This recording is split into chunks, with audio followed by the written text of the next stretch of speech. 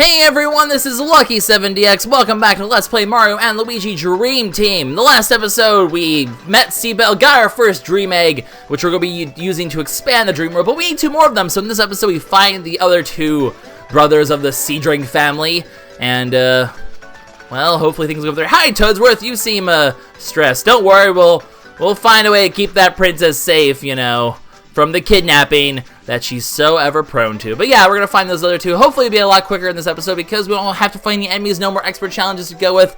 There's an attack piece over there, but we can't quite get up there yet. We will be able to very shortly though, so as you can see, we just kind of need to follow this path and spin jump from here and so on and so forth. There's a bridge over here, there's a path upwards, there's two paths leftwards. Basically each path, you know, up and left will each lead to a Dream Egg, so we're going to do the left path first because the up one, as you can see on the map, kind of circles us around. Hi! Excuse me, we were looking at a map. Mind your goddamn business, Mr. Shell. That's awfully rude of you, and I don't like it. So yeah, there's plenty of enemies on this beach. Be careful to avoid them. I'm sure we'll accidentally run into one of them at some point. There's a button over there, so that'll be the thing that activates the bridge. Nothing else of importance. Actually, there is actually something else of importance over here that we're going to quickly take care of. If we head through this little crevice here, there's a couple more beans. So there's not many beans on this beach, as you've seen. In fact, if you look at the map, I don't know if I've actually shown this off or not, but there is only 10. We even had one going into the area, so, and there's only 8 we can get, because like most areas in Dream Team, we will have areas we won't be able to access now, and we'll have to backtrack for that at some point, so, that is, in fact, the game plan. We're just gonna jump on this enemy and actually go into combat. They're a bit quick, they're sometimes a little bit hard to avoid, but that's okay. We can take them on. I don't have an issue with that. These guys are, they're really fun to fight. You just kind of counterattack them, and they just kind of die. It's kind of amusing to me, actually. So, I mean, that's 80 damage for one counterattack. It's silly. In fact, with the hammer, you can, well, if you time it correctly, you can finish. There he goes. You can pretty much kill them with one hammer counterattack if you do it pretty well. So, kind of can wreck them. And since I didn't really get a chance to show it off, the hammer also really does not do that much damage either. So, that's how these guys work. So, yeah, just a little recap. I'll finish this battle off camera.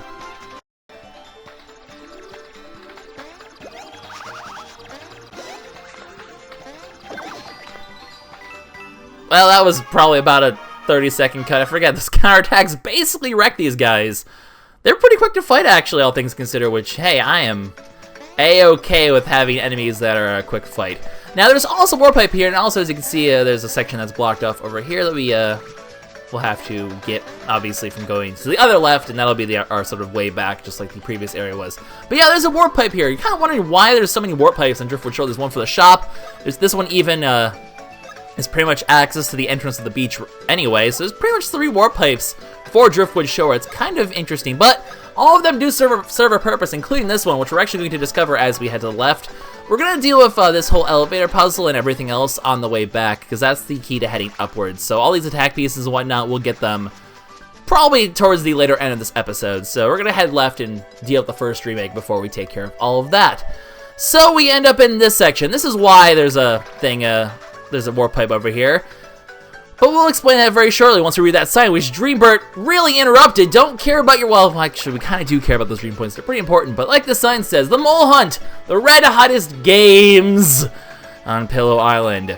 Games, oh joy. You know what that means. Yep, it's your typical Mario and Luigi random minigame in the middle of a section of the area. Because, you know, Mario and Luigi certainly love their random minigames. So it's time for us to take on one more of those. And luckily, it's actually not too terrible, but the reason why I have to play it, though, we're going to get to that soon, but this thing looks creepy and weird, but we can't really do much of it yet, so that's going to be our area that we'll actually have to backtrack to at some point. So speaking of the whole having to revisit this area, I mean, pretty much every area in this game, except for obviously like the super late game areas, will have to be revisited for plot reasons eventually, so we will be coming back here once the time is right, and this is a very long game. I mean, I think we've already had more episodes than, like, the projects. I'd say we're, like, maybe at the halfway point. I guess we're a bit over the halfway point, but not too much over the halfway point. So it's a very long game compared to the other ones. I mean, I don't feel like I'm playing, like, any slower than, okay, maybe a little bit slower than the other ones. But still, it's a much more lengthier game than previous Mario and Luigi's, I suppose. So yeah, this guy set up a business, he doesn't really have a name, I don't think, this old Shelltop. So we're gonna call him Richard, because he's a dick. Get it? Get it? Well, he is, though. Yeah, retiring into your shell. Little weird, actually. It's like a toad saying, I'm a mushroom, so I'm gonna spout fungus out of my brain. Wah! This would be kind of weird. So, yeah, even Mario and Luigi are like, this guy's strange. So, yeah, this guy set up a business on this part of the beach for some reason. I'm not even sure how he got here. There's this, like, you know, mystical ancient technology blocking this area. And, oh, good. He's greasy. So he hasn't had any customers yet because he's an idiot when it comes to... He could have put it on the actual beach. Plenty of tourists there, but no. Instead, he's going to be greedy and needy. And he's a greedy, needy old man, basically. He's creepy as well, I guess. And, I mean, of course, there's a castle of laser beams, freaking laser beams, pointed at this island, sir. Your beach is gonna be destroyed if you don't let us through. We're kind of trying to save the world. But no, in typical RPG fashion, no one cares for anyone except for themselves. Saving the world? Pah! Who needs the world when I can get rich for 2 seconds, right? Creepy old man. Like I said, call him Richard. Because he's greedy. Works both ways. He's both dick and he wants to get rich by swindling us, so it works both ways, I suppose. So yeah, he's gonna go ahead. We're gonna go ahead and play his silly little game. Of course, he's gonna charge for it because heaven forbid, freaking laser beams are. Oh, Richard. I mean, in all honesty, the main game's not too terrible. It's pretty fun actually. So, as much as I'm giving this old man crap for being a douche, it's okay. Even Mario and Luigi are just like, do we really have to deal with this? Do we really have to deal with this right now? Oh my god, you're so lonely! Oh my god, this is creepy! You're so weird! That is weird! Stop! Even Mario and Luigi are like, we quit, we're done. We're done, I don't care. Screw the Dream Point, screw Dreambird, screw Princess Peach. We're not dealing with this. But of course we are going to deal with this, because luckily for us, he at least has an incentive worth our time, which is an attack piece. Now, after that long conversation, we're gonna finally be able to deal with this. You, in fact, don't have a choice. This is an attack piece we're forced to get, so, even if you don't care for attack pieces, we can't get by him without the game automatically telling us that we need to. What are your rules, Mr. Guy? I'll play your stupid game. So, it's called Mole Hunt. Basically, it uses Mole Mario as you would expect. We have to dig up crabs from the ground by popping up our heads at appropriate times. So you just do the timing, you pop them up over those dust clouds, you'll get a mole, or you'll get a crab using your mole self. Animals! They're things. Oh, good for the fact that we have hammers. They're not gonna swindle us today, old man. We're the heroes. We come prepared. Unlike you, who set up their tourist area in a place locked away by ancient technology somehow. Don't even understand. It's surrounded by monsters, by the way. Let's point out the fact that it's surrounded by monsters. Shell things that mob us. Fly guys every which direction. Kill him, Luigi. Kill! Gerp. Gerp's a funny sound. Get your mole on. Flashbacks of Yu-Gi-Oh! GX suddenly happening. Which, yes, I watched a lot of Yu-Gi-Oh! As a kid, fun fact. So, get your game on. Then again, dub over sub any day. Just saying. Except for the original English one. The original Yu-Gi-Oh! Dan Green. Gotta love it. Anyway, enough about my Yu-Gi-Oh! History. We're popping crabs out of the ground! So, there's 3 different colors. Each one will be faster than the last. Brown's 10 points, silver's 10 points, and if you get the super fast gold ones, you'll get 40 points. We need 230 points within the time limit. We have a minute to win it, so going all Guy Fieri up in here, I suppose. And, yeah, and there's also this block. If you hit it, it'll pop out all the nearby crabs to get some extra points quicker. So we'll have a minute to get 230 points. It's actually pretty easy. We'll probably break 300. It's not a very hard game. So, on your marks, get set, mole! Kinda creepy. Does anyone remember that old, like, show that was on TV, The Mole? Like, the reality show? It's like the one reality show that I really actually thought was pretty cool. I don't know why, just the name Mole reminded me of this. But as you can see, they kind of go on a set pattern, by the way. And also, you have to kind of get the current crabs for other ones to show up. So they don't really move out around randomly. They all have a set pattern. So if you memorize the pattern, just kind of wait for them to loop back around, you can easily nab them and all will be well then. So Just kind of like, okay, we know he's going to come back in this direction, just pop out with appropriate timing, head over here. I'm surprised they haven't had a block show up yet, but as you can see, we're already almost done. We're only halfway there. Our block's over here now, so pop it up appropriately. Didn't get the silver one, which is a little bit unfortunate, but we can get him easily this way. And yeah, with that, we've already won with a good, like, 17 seconds left on the clock. So it's not a very hard minigame by any means. We can easily just kind of deal with this. Hello! Boop. And 4, 3, 2. Oh, I missed. I just wanted to get more crab! But still, we got over 100 points more than on the previous score, and that was with wasting the last, like, 6 seconds there. So, it's not very hard, but as with most Mario and Luigi minigames, we'll have to revisit this at some point to, There'll be reasons to revisit this, basically, which is why they give you the warp pipe there. So, plus, you know, this is the section that we have to actually head to in order to, when we return to Driftwood Shore in the future. So, hey, they gave us a warp pipe here. That's kind of why they have one. If we talk to him again, he'll mention that, yeah, he is going to revamp it and make it more exciting. We will have to revisit this at some point, I believe, if I remember correctly. In fact, the fact that the area that we have to go to is over here kind of might be a bit of an indication of the when. But, we'll be back. We'll visit Richard some more in the future, I'm sure. So, I forget honestly what's involved with that minigame in the future, but we'll deal with it when we get there. The mole hunt isn't really, it's a fun little diversion, but, I mean, it's just your typical Mario Luigi minigame. You kind of play it a few times and you're like, okay, it's just a thing.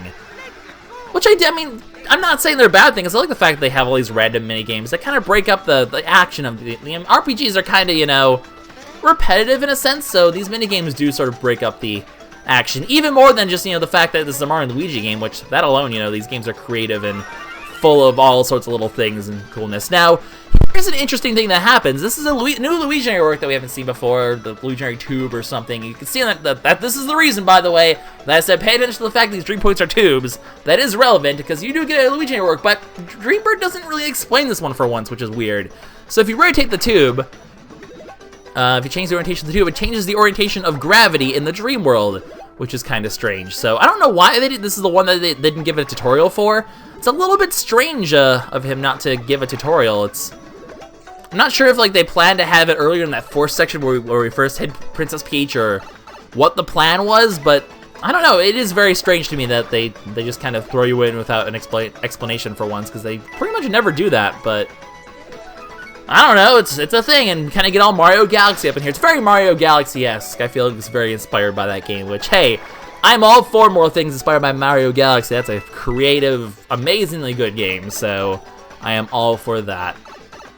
So we'll have to deal with this whole changing gravity thing through, obviously this is going to be much more relevant in the actual Dreamy Driftwood Shore that we'll be dealing with later on, so it'll be our mechanic that we'll have to deal with later on, so it's kind of a little bit of an introduction to it. Not really much else. I mean, no enemies, nothing else, just introduction to changing gravity of the Luigi tube, or whatever it's called. It's called something that I'm not even sure, so with that, we get to our next Seadring, who, right, we're Super Mario Bros. Okay, we are not Seadrings at all. We do not look like seahorses. Our bodies are not made of springs, except Mario sometimes in Super Mario Galaxy, speak of the devil. But we need your Dream Egg. How about none of this crap and you just give us it? No, of course not. He's a fanboy. He cannot differentiate between the real world and fiction. Cheese. Cheese.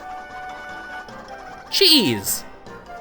So yeah, he thinks we're superheroes. I don't know why, but he thinks we're superheroes. So, excuse me? Yeah. What's the deal with him? He thought Seabell was bad. Oh boy. The hoops that we have to go through just to save Princess Peach. So we come up with poses and play along with this ruse, because I guess he thinks we're superheroes, and I guess he won't give us that. I mean, we could just be like, hey, we're not. Dream Egg, please. But no, I guess we don't want to break a kid's heart. So we're gonna pretend to be the super. Oh my god, Dreambird's really getting into this. The Biggity Bowser. Freaking Biggity Bowser. What has life come to? I don't even know. Oh my gosh. Oh my gosh. I don't even know. I don't even know. I am terrified. So yeah, just give us the Dream Egg. We'll be on our merry way. It'll be all good and fine, dandy. It's all just. Oh boy. Never gonna make this easy. This is like the part of the game where Mario and Luigi just like completely lose their minds. So, alright Mario, I guess do a pose. Transformation time! Do it. Just, I mean, of course, there's like hundreds of possible poses. How would you ever get the correct one, Mario? Oh well, just do something crazy. Just like, I don't know, they say transformation, do a spin jump or something. Then again, this is the Dream World. I guess we kind of need a Luigi work for that. That's the pose you literally always do, Mario. It's not very impressive. Even that guy's not impressed.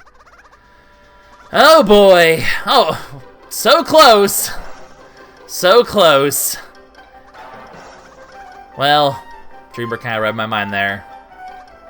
But yeah.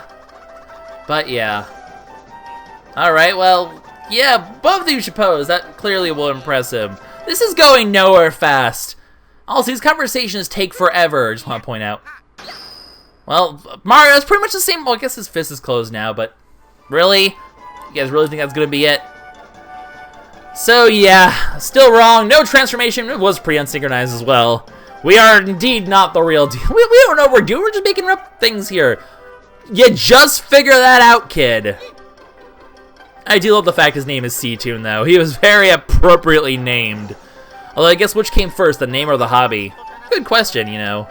If your name's C-Tune, I guess you better enjoy the cartoons, or else you're kind of in trouble.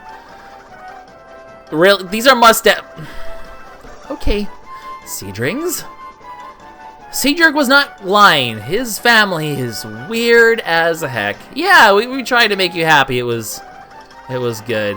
Good, yeah, we're nice people. Why don't you just go ahead and get the dream made? Because the whole part about the Biggity Bowser guy, yeah, he's still evil. He's still trying to destroy the world. We really could use your help. Thank you. So yeah, good old lengthy conversations and superhero acting. All in a day's work for the Mario Bros. And Mario and Luigi game, I suppose. Weirder stuff has happened. Oh, you're having a good time, aren't you, Luigi? Well, start spin that stupid thing around, make you nice and dizzy. What if she just spin it around over and over again, just destroy gravity? Which, by the way, if you do spin it around, you have to stop before gravity changes. You can't like make the world go haywire. Yeah, well, I guess we kind of are. Yeah, we are the Super Mario Bros. Ringing it up on... Right. The Dream World has weird TV shows. True facts. What? That's a theme song. That's a theme song. Yeah. Let's... It's totally... Stop posing. It's totally wrong and bad. You're bad and you should feel bad. Yeah! We helped a guy get new role models. We should feel good about ourselves today. That was weird. That was a thing. But hey! Dream Egg 2 out of 3 gotten. And here I thought there'd be a chance I can get all 3 Dream Eggs in this or all 2 Dream Eggs and remaining Dream Eggs in this episode, but probably not, considering these conversations have taken forever. Oh well. That's 2 out of 3. And a nice little introduction to the gravity mechanic that we're gonna have to be dealing with, probably for the most part in obviously in the real section of dreamy Driftwood Shore. After all, we have no other pillows to get. Actually, we only have 2 more beans to get and no pillows. This area is actually pretty quick and side quest light, all things considered. But oh well, we'll head over here because there is an attack piece, and then we kind of have to make our way upwards and solve the puzzle over there and go from there, I suppose. So that is the game plan. Oh, more coins over here, 10 coins. Hey, I will always take 10 coins, always good. And 4 more attack pieces left to get, so let's head upwards and make our way over to the next one. This episode isn't quite over yet. We still have a little smidgen of things to do, so do them we will in good time. So there is another attack piece over here. We will, of course, be grabbing it. So you have to kind of drill when the thing's on its just a little bit up in the air. That's all you need. And Luigi fell down. Oh wait, no, I got back up. Ooh, Luigi overcoming his fall down syndrome for once in his life. It's kind of wonderful. So yeah, we can blow up this rock because there's a secret hidden in this hole. It's a camera block, actually. Kind of wander over here on a little bit of a journey, and you get the Driftwood Shore shot. Cool. You can't fall down, so you can't like try to go on a solo adventure as Mini Mario.